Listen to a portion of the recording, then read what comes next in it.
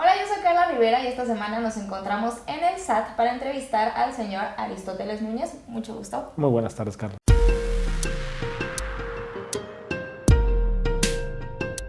Esta semana el tema que ha transcurrido y ha estado muy presente en los medios de comunicación es Panama Papers. Y quisiéramos que primeramente nos explicara si es legal o ilegal tener recursos o dinero en sociedades offshore. Con mucho gusto, Carla. Primero, agradecerte la oportunidad que nos das de poder platicar con un auditorio muy especial que los atiende a ustedes. Estas empresas que les llaman offshore se ubican en algunos países de baja imposición o nula imposición. Tienen unos sistemas tributarios muy especiales para efectos de las inversiones que se hacen en esos países por parte de ciudadanos que no son ciudadanos de ahí, originarios de ahí, sino del mundo. Es legal llevar recursos a cualquier parte del mundo si son tus recursos y tienen un origen lícito. En México no se considera ilegal que un mexicano o un ciudadano mexicano retire sus recursos y los lleve a otro país. Entonces, no es ilegal enviar el dinero. Sin embargo, sí es ilegal no declarar ese dinero y no pagar impuestos, ¿cierto? Como en todos los casos, si tú tienes utilidades, rendimientos o intereses en ese país, por esos ingresos, esas ganancias, tienes que acumularlos en México. Y eso tienen que pagar impuestos en México. Si no lo estás haciendo, entonces sí, eso es una ilegalidad. Habiendo aclarado esto, que es legal, que es ilegal, llega el momento de preguntar cuáles son las acciones que va a tomar el SAT para investigar si se cometió un acto ilegal al evadir impuestos y cuál va a ser la repercusión legal para estas personas en caso de que sea así. El SAT está obligado a hacer una revisión interna. Tenemos que en primera acreditar si alguno de ellos sí presentó la declaración correspondiente declarando esas inversiones en el extranjero. En el caso de haberlo hecho, si eso se incluyó y agregó para efectos de pago de los impuestos, se terminó el tema. Si ninguno de ellos lo hizo, entonces el SAT tiene mecanismos legales. Hacemos una auditoría, le determinamos un crédito de lo que dejó de pagar, lo multamos, le generamos actualización, recargos y en caso de que se pueda configurar algún acto que pueda ser evasión fiscal, entonces podría incluso tener privación de la libertad. ¿Y existe un estimado de cuánto se puede privar su libertad? Puede ser de 3 meses hasta 9 años. ¿Cuáles van a ser las medidas que tome el SAT precisamente para enviar este mensaje a la ciudadanía y se confíe en el resultado de esta investigación? Tenemos que informarle a la sociedad lo que sí es permitido informar. ¿Qué estamos haciendo? ¿A quién se sancionó? Sin revelar el nombre. No podemos decir los nombres, pero sí podemos decir cuántos se sancionaron, cuántos pagaron, cuánto se pagó, etcétera. Nos va a llevar algunos meses. ¿Cuántos meses tiene estimado? Tenemos un par de meses para poder confirmar dentro de las bases que tenemos en el SAT. Si alguno de ellos presentó la declaración, si alguno de ellos pagó sobre esto, por ejemplo, hay un pago anónimo que estuvo vigente hasta 2013. ¿Qué significa ello? Que pueden llegar con una institución bancaria en México, decir, oye, yo tengo ganancias en el extranjero, me llamo fulano de tal, entro al programa de pago anónimo, aquí están mis impuestos y aquí lo voy a pagar para que tú se los entregues al SAT. Hay otro que se llama REFIPRES, regímenes fiscales preferentes. Esos regímenes fiscales preferentes identifican que hay países que tienen baja imposición o nula imposición en materia del impuesto sobre la renta, que son atractivos para ciertas empresas o ciudadanos mexicanos de llevar ese recurso ahí, pero no los exime de pagar los impuestos en México. Por la diferencia no pagada allá, tienen que pagarla aquí. Y en ese sentido, cada año, a más tardar en el mes de febrero, tienen que informar sus ganancias allá y tienen que hacer su pago aquí en México. Y el tercer mecanismo es el natural.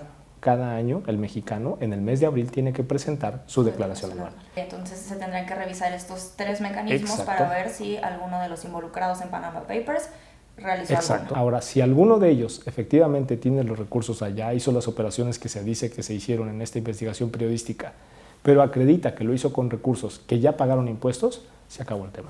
Y bueno, una pregunta más que me gustaría leer, que se publicó hoy en la mañana en La Jornada, que usted sostuvo que el órgano fiscal, llamado SAT, tiene abierto un programa de incentivos para regularizar el pago de impuestos de capitales depositados en el exterior, el cual concluye en junio próximo. Dicho esto, ¿significa que a lo mejor los involucrados en Panama Papers pueden regresar su dinero sin ninguna implicación legal? Efectivamente hay un programa, se llama retorno de inversiones, de tal manera que se ofrece a quien hoy tiene inversiones en el extranjero retornarlas a México. ¿Qué significa ello? Que puede con eso México invertir y generar empleos. Pero no significa que van a eliminar el pago de los impuestos, tendrán que pagarlos en México a más tardar el día último de junio. Si el contribuyente acude a ese mecanismo, lo vamos a publicar. Como se va a hacer acreedor al no pago de los recargos, al no pago de las multas y de la actualización, tiene que ser publicado. Si alguno de ellos decide, yo voy a pagar los impuestos, pago la actualización, pago los recargos, mexicanos, pago las multas, traigo el recurso a México, lo invierto en México, no voy a hacer público el dato.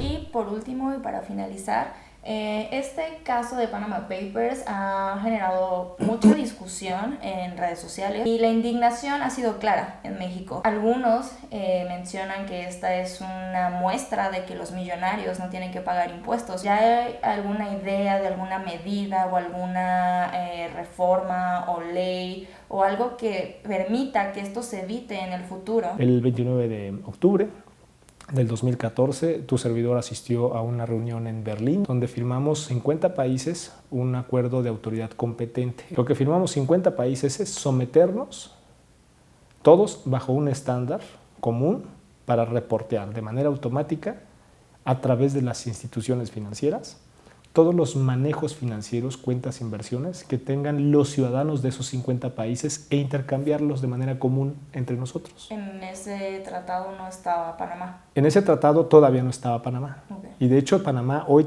tiene tratado con México de manera bilateral. A la fecha ya son 80 países los que han suscrito este acuerdo y nos va a permitir por primera vez intercambiar información en septiembre del próximo año. Y precisamente ello ha hecho que hoy muchos de los inversionistas que están en el extranjero tengan la necesidad de regularizarse. Esa es una. Y la otra es atender con mucha prontitud cualquier denuncia ciudadana, cualquier denuncia que se hace en redes anónima o que sale incluso en periódicos todavía tradicionales. El Servicio de Administración Tributaria hoy actúa de oficio, inicia un procedimiento para conocer si el personaje que ahí aparece involucrado tiene anomalías o irregularidades fiscales. Y empezamos a trabajar. Como ciudadanos, si conocemos una irregularidad, podemos acudir de manera anónima. Por supuesto. Lo pueden hacer a través de redes, lo pueden hacer haciendo llegar un sobre al SAT. Y en ese sentido, esta institución se encarga de cumplir con esa facultad de revisar si hay mexicanos que no están cumpliendo sus impuestos para que los paguen. De la lista que salió, ninguno de los casos que ahí están será distinguido ni será evitado para efectos de revisarlo. No será favorecido por el hecho de que sea Pemex, Oceanografía, Televisa, van a ser revisados y van a tener que venir a aclarar lo que ahí apareció. Y hay algunos que el SAT ya estaba revisando antes de la publicación. Algunos incluso se autocorrigieron ya. ¿Por qué? Porque traían problemas. Efectivamente traían problemas no solo de tener inversiones en el extranjero, sino de omisión de los pagos, del pago de los impuestos que ya tenían de ingreso en México. Entonces es un tema de tiempo. Cada uno de esos casos va a ser revisado y cada uno de esos casos va a ser llevado hasta sus últimas consecuencias.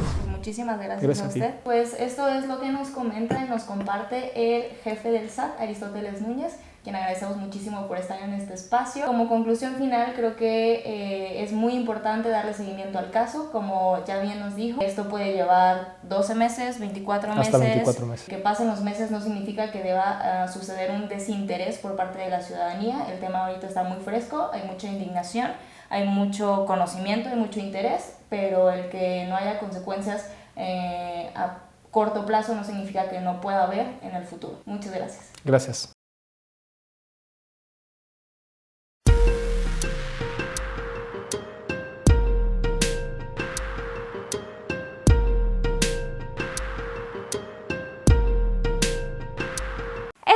Te explico qué es el estado de excepción y por qué debe preocuparnos al precio de la gasolina en abril. Además, vamos a recordar